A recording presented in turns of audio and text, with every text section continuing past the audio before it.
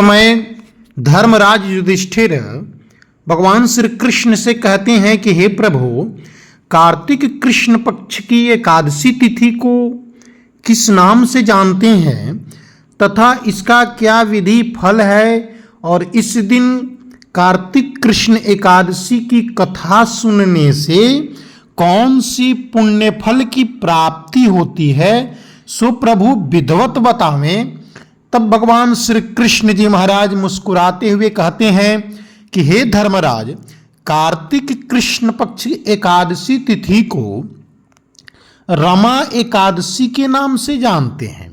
इसे रमा एकादशी कहते हैं और इस एकादशी व्रत को करने से, कथा श्रवण करने से बड़े बड़े पापों के नाश हो जाते हैं। भगवान श्री कृष्ण कहते हैं कि हे धर्मराज, प्राचीन काल में मुचकुंद नामक एक राजा हुआ करते थे और उस राजा की मित्रता इंद्र, यम, कुबेर, वरुण आदि देवताओं से थी। यह मुचकुंद नामक राजा बड़े ही धर्मात्मा, विष्णु भक्त और न्याय के साथ राज्य करता था। समयानुसार उस मुचकुंद नामक राजा की एक कन्या हुई जिसका नाम राजा ने चंद्रभागा रखा। वह चंद्रभागा नामक कन्या बड़े ही सुशील, सुंदर, रूपवान और गुणवती थी। समयानुसार आने पर चंद्रसेन राजा के लड़के शोभन से उस चंद्रभागा नामक कन्या की विवाह हो जाती है। भगवान श्री कृष्ण कहते हैं कि हे धर्मराज, एक समय वह शोभन अपने ससुर के घर आया, अर्थात अपने ससुराल आया। उसी दिनों जल्दी ही पुण्यदायिनी एकादशी अर्थात रमा एकादशी भी आने वाली थी। हे धर्मराज, जब वह शोभन नामक राजकुमार अपने ससुराल आया तो उसी महीने में कुछ ही दिनों के पश्चात यह रमा एकादशी, पुण्यदायिनी एकादशी आने वाली थी। जब व्रत का दिन समीप आ गया तो चंद्रभागा को अत्यंत सोच उत्पन्न हुई। चिंतन करने लगी कि मेरे पति तो बड़ी दुर्बल हैं और मेरे पिता की आज्ञा अति कठोर है। हे धर्मराज, उस राज्य में 10वीं तिथि से लेकर के और एकादशी पर्यंत तक कोई भी अन्न ग्रहण नहीं करता था। उस राजा की यह आज्ञा थी कि एकादशी का व्रत सभी लोग करेंगे। यहाँ तक कि उस मुचकुंद नामक राज्य में उस राजा की यह आदेश थी कि कोई भी एकादशी तिथि के दिन अन्न ग्रहण नहीं करेगा। यहाँ तक कि उस राज्य में हाथी, घोड़े, ऊंट, बिल्ली, गौ आदि भी तृण, अन्न, जल आदि ग्रहण नहीं करते थे।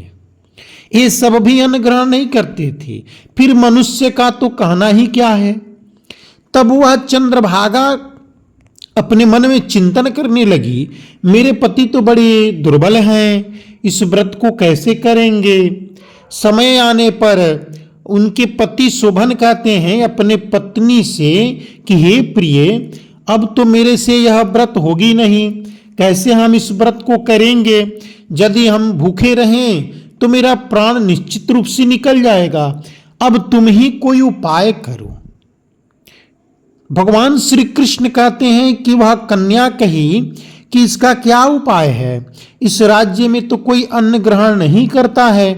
तो ऐसा करें कि आप 10वीं तिथि से लेकर के और 12वीं तिथि तक दूसरे नगर में जाकर निवास करें।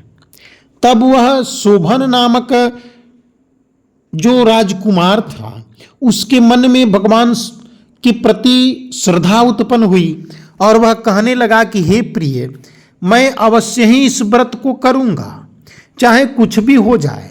हे प्रिय, मैं व्रत करूंगा और इस रमा नामक एकादशी व्रत को करूंगा। जो भाग्य में होगा वो देखा जाएगा। ऐसा विचार कर उसने व्रत किया।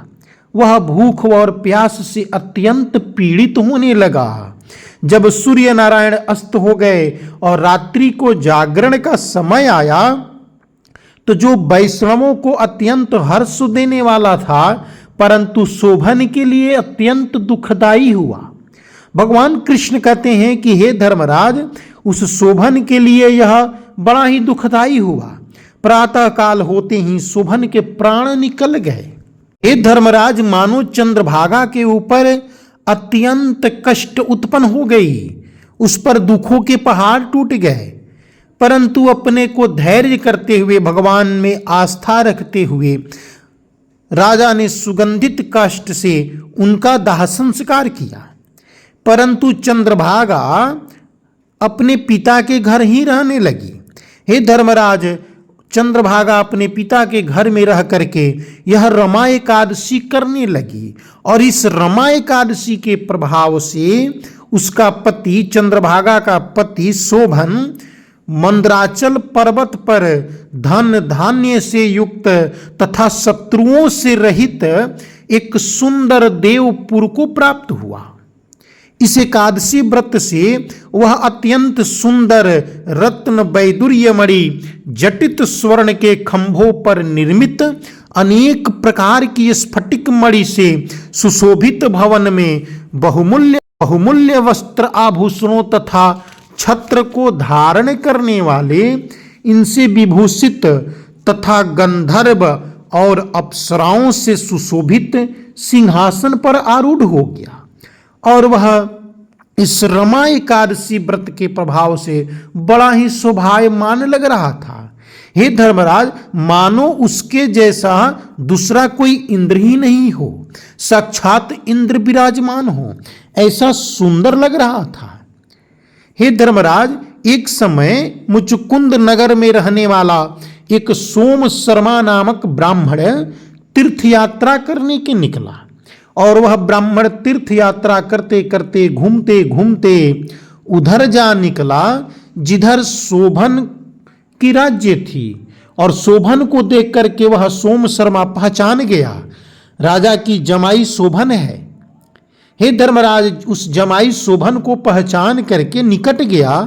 फिर शोभन भी उस सोम शर्मा को पहचान गए। अपने आसन से उठ करके ब्राह्मण को सत्कार करते हुए आसन ग्रहण कराए।